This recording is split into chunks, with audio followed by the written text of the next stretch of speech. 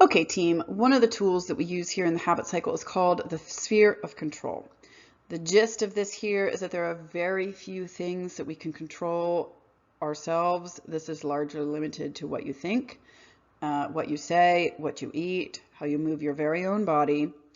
And then beyond that, we have a variety of things we can't necessarily control, but we could probably heavily influence. This has more to do with your immediate family, where you live, where you work, how productive you are throughout the day.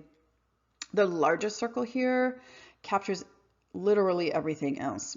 This is stuff we have zero control, maybe a little tiny bit of influence, but this bucket includes things like the weather, national politics, global pandemics, corporate culture, pretty much everything else that happens around us.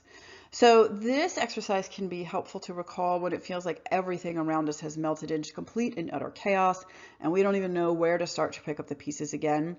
That's why it usually leads us back to our own smallest, tiniest sphere of control, which is ourselves and only ourselves. And if we think back to the definition of stress, which lives in that gap between what we want and what is actually happening, it can be useful to adjust our mindsets back to what we can actually handle, what we can actually control, and what we can manage for ourselves.